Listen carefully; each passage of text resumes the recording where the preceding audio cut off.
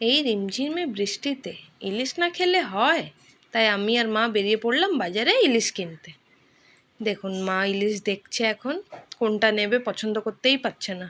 Finally ইলিশ কিনে বাড়ি চলে এসেছি। বাজার থেকে এসে পিস পিস করে মাছটা কেটে নিয়েছি, হালকা ধুয়ে নিয়েছি। এবার নুন আর হলুদ দিয়ে মাছটাকে ম্যারিনেট করব। দেখুন হালকা ম্যারিনেট হয়ে গেছে। কড়া বসিয়ে নিয়েছি, তেল গরম হতেই মাছটা দিয়ে দিচ্ছি।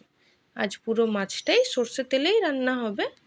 ইলিশ মাছ তো বেশি ভাজতে হয় না, হালকাই ভাজবো। এপিট ওপিট করে হালকা ভেজে নিচ্ছি।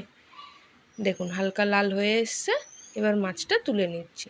সেই তেলেই আলু কেটে রেখেছি, আলু দিয়ে দিলাম। নুন দিয়ে আলুটাকে ভাজছি যাতে আলুর ভেতরে নুনটা যায়। আলুটা লাল হয়ে যেতেই তুলে নিলাম। সেই তেলেই বেগুন কেটে রেখেছি, বেগুন দিয়েছি। আজ আমরা বেগুন আলু দিয়ে জিরে বাটা দিয়ে ঝোল করব, পাতলা ঝোল, একদম সিম্পল রেসিপি। দেখতে থাকুন, আপনাদের ভালো লাগবে। এবার দেখুন বেগুনটা লাল হয়ে এসছে, বেগুনটাও তুলে নিলাম। এবার হালকা করে তেল দিয়েছি, বেশি তেল দেবো না। এবার একটু কালো জিরে ফোড়ন দিলাম, দিয়ে টমেটো কুচিয়ে রেখেছিলাম সেটা দিয়ে দিয়েছি। দিয়ে হালকা লাল করে নেবো, নিয়ে হলুদ দেবো, লঙ্কা গুঁড়ো দিলাম, হালকা হালকাই দেবো। আর জিরে বেটে রেখেছি আগে থেকে, শুধু জিরে, সেই জিরে বাটাটা দিয়ে দিয়েছি। দিয়ে মশলাটাকে ভেজে নেবো।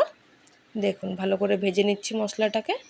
মশলা ভালো করে না ভাজলে তো গন্ধ দেয়, তাই ভালো করে ভেজে নিচ্ছি। তেল ছাড়ার পর আলুটা যেটা আমরা আগে থেকে ভেজে রেখেছি সেই আলুটা দিয়ে দিলাম। এবার স্বাদ মতন নুন দিলাম হালকা করে। এবার কষে নেবো মশলাটাকে ভালো করে। দেখুন ভালো করে ভেজে নিয়েছি। এবার এর থেকে দেখতে পাচ্ছেন সাইড থেকে তেল ছাড়ছে, তেল ছেড়ে দিয়েছে। তারপরে আমরা জল দিলাম, জল দিয়ে চাপা দিচ্ছি। আলু সেদ্ধ হওয়া অবধি 5 মিনিট রাখবো, তারপরে বেগুন দিয়ে দেবো। এবার একটা একটা করে সব মাছগুলো, ভেজে রাখা মাছগুলো দিয়ে দেবো।